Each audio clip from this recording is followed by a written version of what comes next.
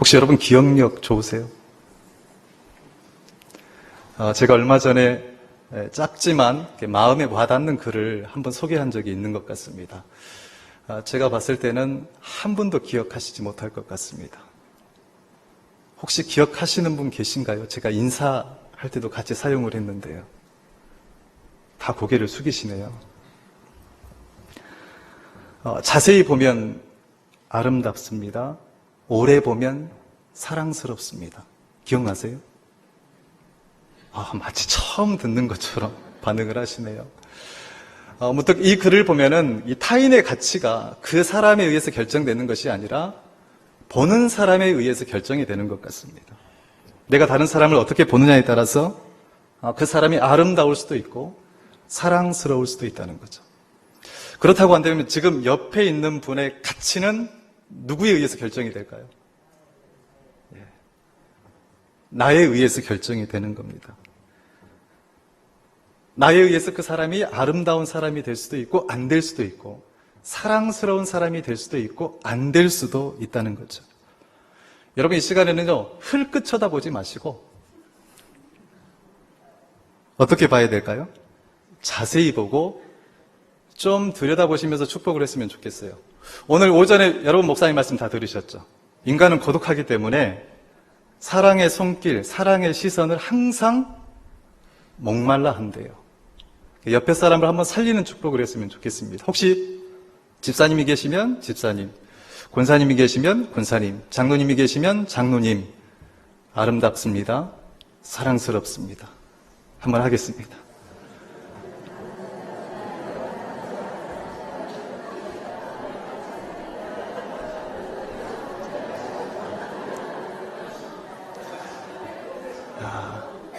여기에 쓰면 굉장히 편합니다. 제가 막상 그 자리에 앉아서 옆에 분에게 하려면요, 저도 잘 못해요. 그래서 저는 여기서 시킬 수가 있습니다. 여러분 오늘 말씀의 제목이 뭐죠? 일하기 싫어하거든 먹지도 말라. 한번 따라해 보겠습니다. 일하기 싫어하거든 먹지도 말라. 사실 이 말씀은 사도 바울이 데살로니가 교회 성도들에게 한 말입니다. 문자적으로 보면 마치 우리의 게으르고 나태한 태도를 질책하고 부지런하며 근면해야 할 것을 촉구하는 말씀처럼 보입니다. 그래서 어떤 목사님께서는 이런 주장도 하시더라고요. 이 말씀은 좀 세게 읽어야 된대요. 그 이유는 사람은 먹어야 살 수 있는데 먹지 말라고 하는 소리는 죽으라고 하는 소리이기 때문에 이 말씀을 일하기 싫거든 죽어야 한다라고 하는 뜻으로 좀 더 강한 어조로 읽어야 한다고 이야기를 하시더라고요. 나름 일리가 있는 것 같습니다. 아마 여러분들 중에도 이 말씀을 우리의 게으름을 질타하고 근면을 강조하는 말씀으로 이해하는 분들도 분명히 있을 겁니다. 하지만 이 말씀이 만약 우리의 게으름을 경고하고 부지런함을 촉구하는 말씀이라면 지금 우리의 현실과는 좀 거리가 있는 것 같아요. 솔직히 우리들처럼 부지런하며 일 많이 하는 사람들이 어디 있습니까? 아마 여러분들 중에는 새벽에 출근해서 직장에서 밤 열심히 일하고 밤 늦게 집에 퇴근하는 분도 있을 겁니다. 통계에 의하면 우리나라는 OECD 국가 중에 가장 일을 많이 하는 민족 가운데 하나입니다. 요즘 같은 경우에는 사람들이 일을 하고 싶어도 일자리가 없어서 문제이지 않습니까? 여러분 청년 실업이 100만이 넘습니다. 청년들이 일하고 싶어도 일할 곳이 없어요. 요즘은 은퇴를 하고도 살아야 할 시간이 많기 때문에 또 중년의 나이에 또 얼마나 많은 직장을 구하는지 모릅니다. 그래서 요즘은 세대 간에 일자리를 놓고 대결을 한다고 그러잖아요. 요즘처럼 일을 하고 싶어도 일할 곳이 없는 현실에서 일하기 싫거든 먹지도 말라는 말씀은 마치 모순처럼 들릴 수밖에 없습니다. 그런데 여러분 이 말씀은요, 우리의 게으름과 나태함을 질타하고 열심히 살라고 촉구하는 말씀이 아니라는 거죠. 오히려 이 말씀은 당시 교인들의 잘못된 신앙에 일침을 가하고 그들의 신앙을 수정하려고 하는 사도 바울의 강력한 공고이자 책망이라고 이야기할 수가 있습니다. 다시 말해서 게으름을 책망하는 말씀이 아니라 잘못된 신앙을 고치라는 말씀이라는 거죠. 그렇다고 한다면 바울 당시 교회 성도들이 가지고 있는 이 잘못된 신앙이 도대체 무엇일까요? 여러분, 초대교회는 굉장히 임박한 종말론 신앙에 사로잡혀 있었습니다. 그들은 세상의 종말이 얼마 남지 않았다고 믿었어요. 그럴 수밖에 없는 이유가 하나가 있는데요. 초대교회는 한 가지 말씀을 오해했기 때문입니다. 사도행전 1장에 보면 예수님께서 하늘로 승천하시는 모습을 제자들이 쳐다보고 있을 때 천사들이 뭐라고 이야기했습니까? 제가 읽어드리겠습니다. 갈릴리 사람들아 어찌하여 서서 하늘을 쳐다보느냐? 너희 가운데서 하늘로 올려지신 이 예수는 하늘로 가심을 본 그대로 오실 것이라. 천사들이 이런 이야기를 했습니다. 무슨 뜻입니까? 너희가 본 그대로 예수가 하늘로 올라가신 것처럼 다시 그대로 내려오실 것이라 라고 하는 말입니다. 그래서 예수님의 재림이나 예수님의 도래를 나타내는 사진이나 그림을 보면 구름을 타고 오시는 예수님의 모습을 볼 수가 있습니다. 그런데 문제는 초대교회 성도들이 그 사건이 자기 시대에 일어날 것이라고 믿었다는 거예요. 자기 시대에 예수님이 다시 오시고 자기 시대의 이 세상은 종말을 구할 것이라고 확신했습니다. 그러다 보니까 교인들 중에 직장을 그만두거나 이 일을 포기하는 사람들이 속속 늘어나기 시작했습니다. 여러분 생각해 보세요. 자기 시대의 종말이 오는데 여러분 직장에 나가는 거 의미가 있겠습니까? 없겠습니까? 자기 시대의 종말이 오는데 일을 하는 게 의미가 있겠어요? 없겠어요? 예, 성도들은 없다고 생각을 한 거예요. 대신에 날마다 교회에 와서 기도하며 하늘만 쳐다보며 예수님의 재림만 기다렸다는 거죠. 마치 이 모습은요, 90년대 초에 온 나라를 떠들썩하게 했던 그 시한부 종말론자들의 모습과 매우 흡사합니다. 제가 예전에도 한번 여러분에게 이야기를 했던 것 같아요. 여러분, 당시 시한부 종말론자들은 예수님께서 재림한 날짜를 미리 정해놓고 직장을 그만두고 자신들의 재산은 다 교회에다 바치고 다 한자리에 모여서 예수님의 재림을 기다렸습니다. 저도 D-Day 하루 전에 그 집회에 참여를 했습니다. 또 이상하게 생각하지 마세요. 당시 저는 신학생이었기 때문에 학교 과제를 위해서 그 집회에 참석을 하게 됐어요. 이단에 대해서 연구를 하는 그 리포트를 작성해야 됐기 때문에 친구와 함께 몰래 그 집회에 잠입을 했습니다. 들어가자마자 들켰습니다. 왜 들켰을 것 같습니까? 옷차림이 다른 거예요. 그들은 예수님의 재림을 기다리고 있는 사람들이었기 때문에 예수님이 재림하시면 하늘로 올라가야 되잖아요. 그들은 다 흰 옷을 입고 있었습니다. 그런데 저희는 푸른색 청바지를 입고 들어갔어요. 한눈에 띌 수밖에 없었던 거죠. 그래도 모른 척하고 뒤에 앉아서 집회에 참석을 했습니다. 그런데 저는 깜짝 놀랐어요. 저는 그렇게 뜨거운 집회는 처음 봤습니다. 기도를 하는데 수백 명이 한꺼번에 방언으로 기도합니다. 찬양을 하는데 모두 흰 옷을 입고 춤을 추면서 뛰면서 찬양을 합니다. 제가 속으로 어떤 생각을 했는 줄 아십니까? 주님, 이들을 위해서라도 내일 꼭 오셔야 될 것 같습니다. 오죽했으면 제가 이런 마음을 가졌겠어요? 하지만 결국 그 날짜는 불발로 끝이 나고 그날 이후로 그 뜨겁게 집회에 참석해서 예배하던 사람들은 모두 다 흩어져 버렸습니다. 더 어이가 없는 것은 정작 시한부 종말론을 주장했던 사람들은 자기 몫을 더 두둑하게 챙기면서 잘 살게 되었는데 그것을 믿고 모든 재산을 교회에 바친 그 순진한 성도들만 모든 것을 다 잃었다는 거예요. 우리 같으면 어떻게 해야 될까요? 여러분 같으면 어떻게 할 것 같습니까? 절대로 재산은 다 바치지 마세요. 혹시 못 올라갈 수도 있으니까 비자금을 조성해 두세요. 다음을 대비해 두셔야 돼요. 그런데 그 순진한 성도들은 다 바친 거예요. 불발로 끝이 나고 보니까 아무것도 남는 게 없었던 거죠.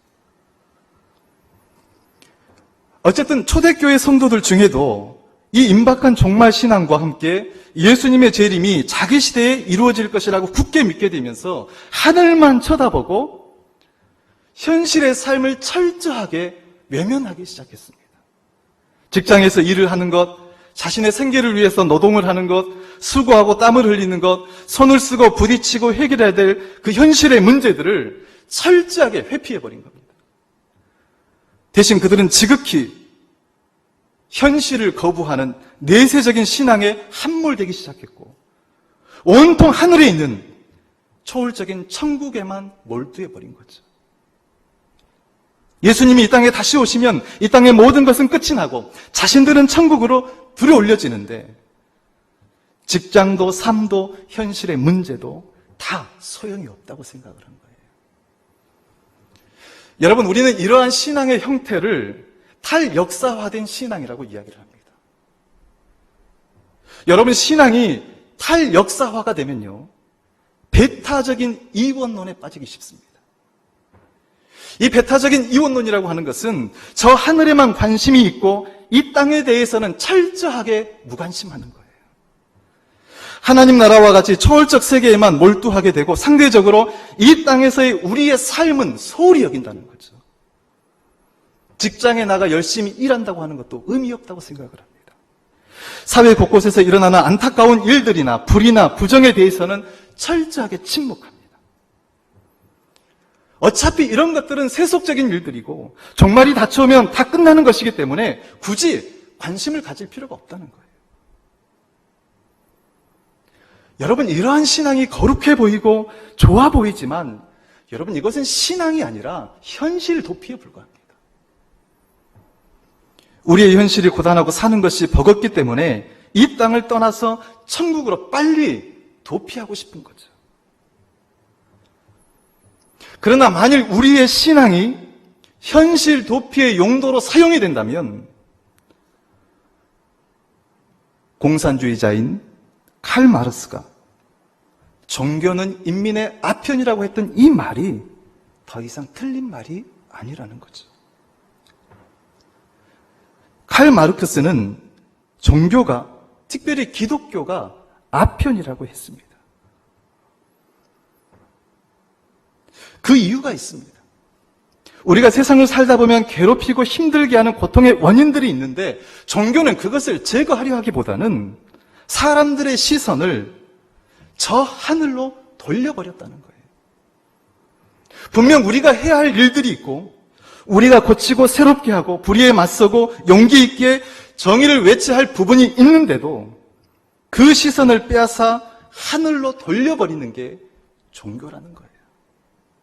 그래서 마르크스는 종교를 사람들로 하여금 현실을 도피하게 만드는 마약이라고 이야기를 한 거예요. 만일 그의 말처럼 종교가 사람들을 현실 도피하게 만들었다고 한다면 여러분, 종교는 마약일 수밖에 없습니다. 마약이 우리의 몸과 마음을 황폐화시키는 것처럼 그런 마약 같은 역할을 하는 종교는 폐기되어야 됩니다. 하지만 문제는 이런 탈역사화된 신앙이 이미 우리 안에 깊이 스며들어와 있고 실제로 신앙을 왜곡하거나 곡해하고 있다는 거예요. 제가 어려운 질문 하나 하겠습니다. 여러분, 우리가 궁극적으로 신앙생활하는 목적이 뭘까요? 궁극적으로 신앙생활하는 목적. 이야기를 하고 싶은데 또 궁극적으로 신앙생활하는 목적이 뭡니까? 예, 영혼 구원이라고 했습니다. 또 있습니까? 아마 분명 여러분들 속에는 그런 마음이 있을 거예요. 예수 잘 믿고 사후에 천국 가는 것. 아마 대부분 다 이런 생각을 많이 가지고 있을 것입니다. 물론 틀린 말은 아니지만 그렇다고 해서 다 맞는 말은 아닙니다. 우리 신앙생활의 목적은 분명 영원히 구원을 받고 천국에 가는 것입니다. 하지만 그것은 신앙의 수많은 많은 부분 가운데 하나라는 거예요. 만일 우리가 신앙생활하는 목적이 단지 천국에 가는 것이라면 왜 하나님께서 우리를 이 땅에 보내셨을까요? 여러분, 가장 쉬운 방법이 있습니다. 어떤 방법이 있습니까? 하나님이 처음부터 우리를 천국에 태어나게 하시면 됩니다. 그러니까 우리 가운데 죄 지을 사람 하나도 없습니다. 예수님이 십자가 위에서 죽을 이유도 없습니다. 두렵고 떨리는 마음으로 심판대에 서서 우리의 삶을 평가받을 이유도 없습니다. 그리고 복잡하게 성경이 두꺼울 이유도 없습니다.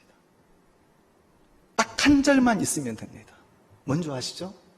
요한복음 3장 16절입니다. 요한복음 3장 16절만 있어도 우리가 구원받고 천국 가는데 전혀 문제가 없기 때문입니다. 근데 여러분, 성경 전체를 한번 자세히 보십시오. 구원과 그 천국 자체보다는 이 땅에서 구원받은 하나님의 백성이 어떻게 살아야 하는지, 그리고 예수님의 가르침을 배우고 따르는 제자도의 말씀으로 가득 차 있다는 겁니다. 신앙인이라면 누구나 다 알고 있듯이 분명 우리의 구원은 예수님의 죽음과 부활을 토대로 하고 있습니다. 예수님의 죽음과 부활 없이 우리의 구원을 이야기할 수가 없습니다. 그래서 사도행전에 보면 사도들이 전한 생명의 복음은 예수님의 죽음과 부활이었습니다. 그런데 그 복음의 초점이 구원에만 머물러 있지 않았다는 거죠.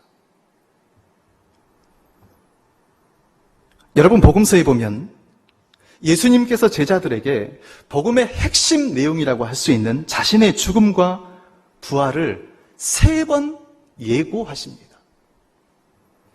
먼저는 이방의 관문이라고 할 수 있는 가이사랴 빌립보에서 예수님께서 제자들에게 자신이 십자가에 죽으시고 3일 만에 부활하실 것을 예고하십니다. 하지만 강력한 정치적 메시아를 기대했던 베드로는 예수님이 죽는다는 이야기를 듣고 화가 났습니다. 어떻게 하신 줄 아십니까? 예수님의 멱살을 잡았어요. 절대로 그럴 수 없다. 그때 예수님은 베드로를 사단이라고 책망하면서 누구든지 나를 따라오려거든 자기 십자가를 지고 나를 따라오라고 말씀하십니다. 예수님은 자신의 죽음과 부활을 말씀하신 후에 십자가를 지는 삶으로 제자들을 초대하고 있다는 거예요. 두 번째는 갈릴리에서 예수님께서 자신의 죽음과 부활을 예고하십니다. 하지만 제자들은 그 의미를 깨닫지 못하고 서로 누가 크냐고 다투기만 했습니다. 그때 예수님께서는 첫째가 되고자 하는 자는 끝이 되고 무사람을 섬기는 자가 되라고 말씀하십니다. 세 번째는 예수님께서 예루살렘 성에 입성하시기 전에 자신의 죽음과 부활을 예고하십니다. 그러나 여전히 제자들은 그 의도를 알지 못하고 야고보와 요한을 중심으로 더 높은 자리만 탐하게 됩니다. 그때 예수님은 그들의 다툼을 책망하시면서 누구든지 크고자 하는 자는 섬기는 자가 되고 으뜸이 되고자 하는 자는 모든 사람의 종이 되라고 하셨습니다. 여러분, 이상하지 않습니까? 예수님께서는 구원의 토대가 되는 자신의 죽음과 부활을 예고하시면서 구원에 대해서 이야기하시지 않습니다. 여러분, 이것은 무엇을 의미하는 걸까요? 물론 예수님의 죽음과 부활의 사건은 분명 우리에게 구원을 가져다 주고 천국을 소유하게 했습니다. 그래서 예수님의 죽음과 부활은 굿뉴스, 복음입니다. 이것은 어느 누구도 부인할 수가 없습니다. 하지만 예수님의 죽음과 부활이 우리의 구원과 천국에만 초점이 맞추어져 있지 않다는 거예요. 오히려 예수님은 이 죽음과 부활이라고 하는 사건을 통해서 구원과 천국을 넘어서 우리를 이 땅에서 십자가를 지고 예수님을 따르는 제자의 삶으로 부르고 있다는 거죠. 그리고 이 땅 밑바닥까지 내려가서 다른 사람을 섬기고 모든 사람의 종이 되라고 하셨습니다. 결코 예수님의 죽음과 부활은 우리의 시선을 저 천국으로만 돌리지 않았다는 거예요. 당혹스럽게도 예수님 자신이 이 땅에서 가르치고 살았던 삶을 똑같이 살라고 요구하고 계시고, 예수님께서 십자가에서 인류를 섬기셨던 것처럼 서로 종이 되어 모든 사람을 섬기라고 하셨습니다. 그래서 우리가 기억해야 할 것이 있습니다. 여러분, 예수님의 죽음과 부활은 하늘과 땅을 분리하는 것이 아니라 오히려 하늘과 땅을 서로 강력하게 이어놓은 사건이라는 거예요. 예수님의 죽음과 부활은 우리를 구원에 이어 천국으로 끌어당기는 것이 아니라 오히려 우리가 이 땅에서 어떻게 살아야 하는지 우리들을 구체적인 삶으로 밀어붙이고 있다는 거예요. 그러므로 우리는 구원의 토대가 되는 이 예수님의 죽음과 부활 사건에서 우리의 삶, 이 땅에서의 삶을 중요하게 생각하시는 이 예수님의 의도를 놓치지 말아야 한다는 거예요. 다시 오늘의 말씀을 한번 생각을 해보겠습니다. 바울은 일하기 싫어하거든 먹지도 말라고 했습니다. 이 말씀은 게으르지 말고 열심히 일해야 한다는 말씀이 아닙니다. 일을 하기 싫어하거든 먹지도 말라는 이 말씀은 저 하늘만 쳐다보다 우리의 세상살이를 우습게 여기지 말라는 말씀입니다. 여러분, 우리가 직장에 나가서 일하고 수고하는 것도 성스러운 일입니다. 함부로 세상에서 하는 일과 신앙을 속된 것과 거룩한 것으로 분리하는 것은 성경적인 가치관이 아닙니다. 여러분, 종교개혁자들 보십시오. 그들은 세상에서 하는 일들을 절대로 속되다고 하지 않았습니다. 종교개혁자들은 그 사람이 어떤 일을 하든지 다 하나님의 콜링이 있다고 이야기를 했어요. 공장에서 일을 하든 거리를 청소하는 사람이든 그 어떤 일을 하든지 다 하나님의 콜링이 있다고 했습니다. 그렇기 때문에 우리 그리스도인들은 직장에서 다른 사람보다 더 정직하게 최선을 다해야 됩니다. 하나님이 그 현장에 우리를 부르셨기 때문에 그런 거예요. 또 이 땅에 정의롭지 못하고 불의한 것이 판을 치고 있다면 그것에 방관하는 것도 직무유기입니다. 여러분, 그리스도인들은 그 누구보다 정의롭고 악의 세력에 대해서는 예민하게 반응해야 됩니다. 왜냐하면 우리가 믿는 하나님이 악을 미워하시는 정의로운 하나님이시기 때문에 그렇습니다. 또 어떤 분들은 세상이 빨리 망해야 예수님의 재림이 이루어지고 천국에 갈 수 있기 때문에 세상의 종말을 더 기대하는 사람들이 있습니다. 물론 성경에는 세상의 종말을 이야기하지만 그것을 기대하는 사람은 여러분 심각하게 문제가 있는 거예요. 여러분, 우리가 살고 있는 이 세상도 누가 지으셨습니까? 하나님이 지으셨어요. 이 세상을 위해서 예수님께서 십자가 위에서 죽으셨습니다. 요한복음 16장 말씀을 제가 전했는데 그 말씀에 보면 하나님이 세상을 이처럼 사랑하사 독생자를 주셨으니 하나님이 세상을 이처럼 사랑하사. 여러분, 이 세상 속에는 우리만 포함되는 게 아니에요. 이 세상 속에는 온 피조물이 다 포함되어 있습니다. 만약에 우리라고 했다면 분명 영어 성경에 man이라고 해야 됐을 거예요. 그런 단어 없습니다. The world입니다. 우리뿐만 아니라 우리가 살고 있는 이 터전 자체를 위해서 예수 그리스도가 십자가에서 죽으셨다고 성경은 말씀하고 있다는 거죠. 그래서 우리가 살고 있는 이 세상은 하나님이 지으시고 예수님의 피로 사신 터전이기 때문에 더 아끼고 더 소중하게 여기셔야 돼요. 또 우리 중에는 신앙은 소중히 여기면서 인간관계는 소홀히 여기는 분들이 있습니다. 신앙은 하나님과의 관계이기 때문에 소중히 여기는 반면에 인간관계는 사람의 일이기 때문에 소홀히 여겨도 괜찮다고 생각을 한다는 거죠. 그러다 보니까 우리 중에는 신앙은 좋은 것 같은데 사람들의 마음에 상처 주는 것을 대수롭지 않게 생각하는 사람들이 있습니다. 마치 천국에서는 다 만날 것처럼 이야기하면서도 막상 대하는 것 보면은 천국에서 절대 보지 않을 것처럼 대한다는 거죠. 그런데 여러분 아십니까? 이 땅에 사는 사람을 사랑하지 못하면 천국의 주인이신 하나님을 사랑하는 것은 예초에 불가능하다는 거예요. 그래서 예수님께서는 하나님의 사랑과 이웃 사랑을 우위를 따질 수 없는 동등한 가치로 두셨고, 요한은 눈에 보이는 형제를 사랑하지 못하면 눈에 보이지 않는 하나님을 절대로 사랑할 수 없다고 이야기를 했습니다. 눈에 보이는 형제를 사랑하지 못하면 절대로 눈에 보이지 않는 하나님을 사랑할 수가 없다는 거죠.